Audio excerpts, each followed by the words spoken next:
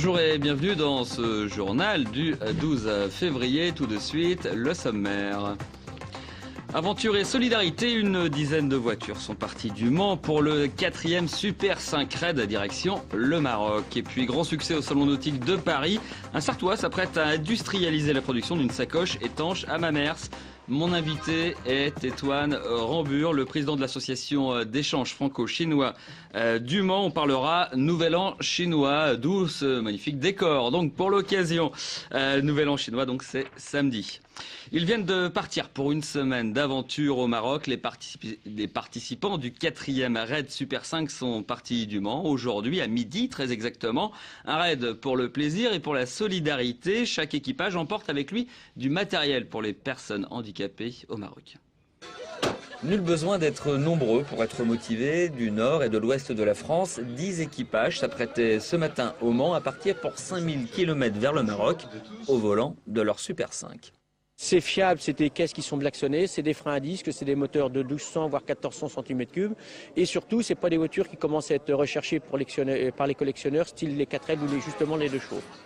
On a été la voir, la chercher, 170 €, on l'a acheté et puis on a fait les réparations et les préparations nécessaires. Ça a coûté plus cher en réparation qu'à l'achat. À Al Jazeera, ils rejoignent un autre groupe de 15 équipages. Le raid, pour sa 4e édition, ne change pas de formule, une balade sportive et solidaire. On n'emmène que du matériel en état pour personnes handicapées. Nous emmenons 12 ordinateurs pour équiper 2 écoles de 5 classes. Et nous emmenons aussi tout ce qui est petit matériel de fourniture scolaire. Aussi beaucoup de vêtements parce que dans le Rachidia est une ville où il fait très très froid. Patrick Séraphin est un habitué, c'est sa 3e participation et il en redemande. On peut vivre comme tout le monde, quoi. C'est pas un peu plus difficile, mais on arrive à faire plein de choses. Et moi, depuis que je suis en situation de handicap, ma vie est beaucoup plus riche qu'avant. Voilà, c'est le message. Et j'y tiens. Arrivée prévue le 21 février, objectif à terme pour les organisateurs, une 50aine de participants. Voilà, et on parle souvent des trains qui arrivent en retard, rarement de ceux qui oublient de s'arrêter en gare. C'est ce qui est arrivé ce matin au Mans où le TGV Paris-Rennes a omis d'effectuer la halte qui était prévue dans la gare. Une centaine de passagers, selon le Figaro.fr qui a révélé l'information. Une cinquantaine d'après la SNCF ont dû reprendre un TER à Laval pour regagner la préfecture de la Sarthe. L'erreur serait due à une faute de l'un des contrôleurs. On poursuit avec cette information. La congrégation des Pères de Sainte-Croix s'apprête à acheter la caserne Mangin au Mans.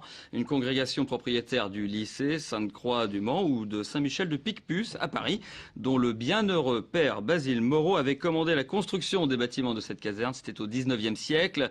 Des bâtiments qui accueilleront un internat pour les élèves des lycées privés du Mans. L'internat qui manque aujourd'hui. Ça concernera une centaine d'élèves. Au chapitre des faits divers, un poulailler a été détruit par les flammes aujourd'hui à Joué-en-Charny. Le sinistre d'origine accidentelle a provoqué la mort de 4300 poussins.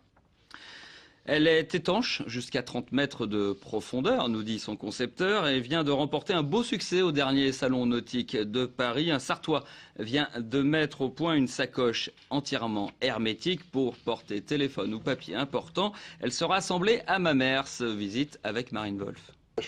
La nouveauté, c'est elle, cette sacoche Subpack. Cette pochette a été élaborée ici, dans cette entreprise Mamertine, et se dit étanche jusqu'à 30 mètres de fond. Une étanchéité obtenue grâce à un principe breveté. Vous avez 2 barres qui sont rigides ici, et quand elles se regardent, on vient les serrer, et du coup le profil est écrasé entre 2 barres rigides, et l'air ne peut plus s'échapper, donc l'eau ne peut pas rentrer. Nous avons tout de même voulu vérifier. Nous plaçons alors un téléphone, une feuille à rouler et un permis de conduire. Nous fermons bien, nous les immergeons et 10 minutes plus tard, test réussi, à l'intérieur, tout est sec. Thierry Hubert a peaufiné son prototype dans cet atelier près de 2 ans et demi, mais l'idée est plus ancienne. L'idée, c'est avant tout une rencontre avec un inventeur. À 7 ans, je lui ai développé un porte-monnaie étanche sur une idée à lui, qui marche avec un ressort et qui va à 50 mètres sous l'eau. Le public voulait absolument mettre un téléphone à l'intérieur, donc ce qui n'est pas possible avec cette taille-là. Et il y a quelques années, une idée est née, c'est de faire une sacoche un peu plus grande avec un autre brevet. Il a gardé le thermoplastique et le moulage pour éviter les coutures. Ce travail est réalisé à Alençon, un choix pour cet entrepreneur. Si je fais faire des pièces en low cost, si je leur fais prendre le bateau, qu'il faut que je déballe la palette, que je les teste une par une, que je les remballe, à un moment donné, pourquoi ne pas les faire chez nous et puis créer de l'emploi plutôt que d'aller gagner quelques centimes et d'avoir le risque d'avoir des pièces mauvaises. Aujourd'hui, 2000 pièces sont commercialisées à Paris, Marseille, Toulouse et sur Internet. Les prochaines seront assemblées dans son atelier à Mamers. À la clé, 4 emplois, peut-être plus. Verdict après la saison estivale. C'est l'INRAP qui, l'an passé, avait effectué le diagnostic archéologique du quinconce des Jacobins du Mans. Après appel d'offres, c'est bien le même institut qui effectuera la campagne de fouilles à venir sur le même site. Des fouilles à partir du mois de mars. L'an passé, des charniers vendéens avaient été mis au jour par les archéologues. Samedi, c'est le nouvel an chinois. Nous entrerons de plein pied dans l'année du tigre. Pour en savoir plus sur cette tradition, j'accueille le président de l'association d'échange franco-chinois du Mans, Antoine Rambure. Antoine Rambure, bonjour. Bonjour. Alors, je le disais, on rentre dans l'année du tigre à partir de samedi. Alors, première question, pourquoi l'année du tigre? Comment on détermine l'animal de l'année, en fait? Le tigre fait partie des 12 animaux chinois du zodiaque. Il vient en 3e position après le rat et le buffle. Le rat parce que c'était un animal réputé malin et intelligent. Il s'est mis sur le dos du buffle qui a réussi à damer le pion au tigre qui est pourtant le roi de la forêt. D'accord, donc on arrive dans une année du tigre qui est... Symbole de la puissance, ouais. Le tigre impose, il mérite le respect, il est courageux, il est parfois impulsif, il prend ses décisions un peu rapidement. Voilà, c'est un animal qui porte plutôt bonheur, on va dire. Pour les Chinois, ça détermine un caractère ou c'est simplement un présage pour les nourrissons de l'année? On va dire que les personnes du tigre, nées de l'année du tigre, tous les 12 ans, sont des gens plutôt pragmatiques, sensibles aussi, émotifs, des personnes assez impatientes, ouais. Qui sont dans l'action, et qui ont parfois des difficultés à prendre des décisions importantes ou à hésiter, donc... parfois intime, mais le tigre aime bien le goût du risque, hein, et il est assez ambitieux comme le dragon et il aime réussir. Voilà. Alors le nouvel an chinois, la date précise change tous les ans, à peu près. À peu près, oui. Pourquoi elle change tous les ans? Comment on la fixe? Parce qu'en fait le calendrier chinois est basé sur la Lune, sur le système lunaire. Donc le nouvel an chinois donc varie chaque année en fonction de la 2e nouvelle lune, donc après le solstice d'hiver, donc le 21 décembre.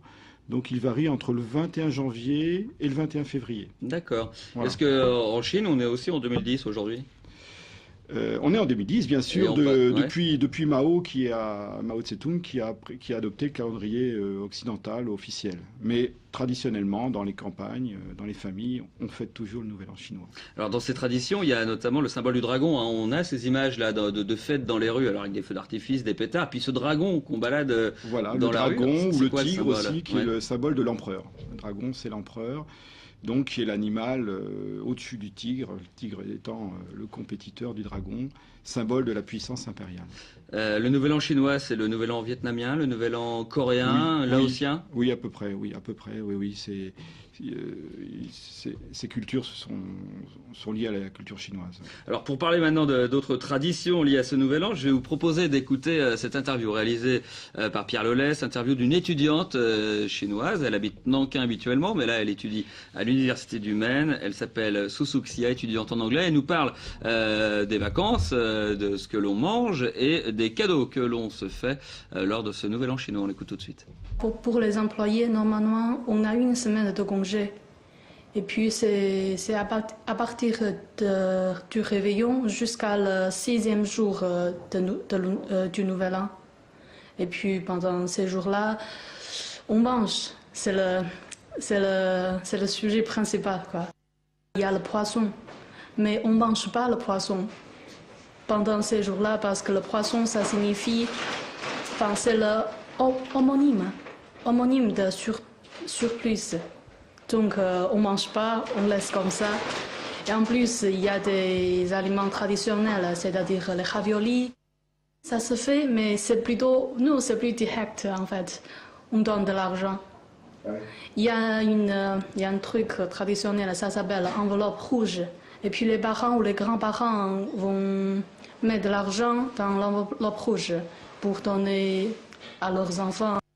Voilà, et puis excusez-nous, hein, si vous avez eu des petits problèmes pour bien entendre ce que nous disait Sousouk, s'il y a eu des petits problèmes techniques sur le son. Revenons à vous, Monsieur Rambur. Alors, vous êtes à la tête d'une association qui a une quarantaine de membres, dont des étudiants chinois. Je ne sais pas si Sousouk en fait partie. Non, pas encore. Pas encore, peut-être à venir. Des étudiants chinois qui sont de plus en plus nombreux. On le voit dans les universités françaises. Qu'est-ce qu'ils viennent rechercher en France, ces étudiants? Ils viennent surtout rechercher un cursus à l'étranger qui leur permettra à travers 1, 2, 3 années d'études, de pouvoir faire carrière chez eux dans des grandes entreprises. Voilà. C'est des gens de bonne famille en général, enfin, des gens de milieu plutôt aisés. Ouais. Plutôt aisés. Les plus aisés iront aux États-Unis, à l'université de Harvard ou Columbia. Mais la France accueille des étudiants depuis 4-5 ans, de plus en plus. Et Le Mans fait partie des universités d'accueil de ces étudiants. D'accueil, je pense qu'il y en a dans toutes les universités. Voilà, bien sûr Paris, la Sorbonne, et puis Le Mans se situera en bonne position. Un mot sur votre association pour terminer. Alors c'est une association qui existe depuis 3 ans. Un peu plus de 3 ans, qui a pour but justement de créer des échanges entre ces étudiants, la Chine en règle générale, et les Français ou les populations locales qui s'intéressent à la culture chinoise. Et pour ça, nous dispensons des activités comme des cours de chinois, de mandarin, des cours de calligraphie chinoise et des cours de tai chi chuan. D'accord, voilà, ça marche, ça marche. Les cours de mandarin sont à destination plus des scolaires, des jeunes, et puis les tai chi chuan. À prendre comme langue, non? Ça, c'est difficile, et puis surtout, c'est assez long, c'est assez ardu. Bon, on vous contacte si on a envie d'apprendre le tai chi chuan, la calligraphie chinoise ou le mandarin, à une adresse qui s'affiche en bas de l'écran, AEFCM. _lemans@hotmail.fr. Voilà, je vais y arriver. Antoine Rambur, merci beaucoup d'être passé dans ce journal. Idée de sortie pour le week-end. Pour finir, un repas avec des écrivains sartois dimanche midi à Jupille pour les amoureux des belles lettres à l'occasion de la Saint-Valentin. On y retrouvera notamment Jacques Goyer, Alain Moreau ou Henri Boileau. Le prix du repas 20 €. Réservation au 02 43 46 24 75. Ce journal est maintenant terminé. Merci de l'avoir suivi. Tout de suite, la météo présentée par Romuald Besson. Prochain rendez-vous avec l'info, ça sera lundi à partir de 18h30 pour le direct. Et pendant ces vacances de février, nous vous proposons un tout image. En attendant, passez de bonnes vacances pour ceux qui partent. Autrement, un bon week-end. Et on se retrouve bientôt sur l'MTV, bien sûr.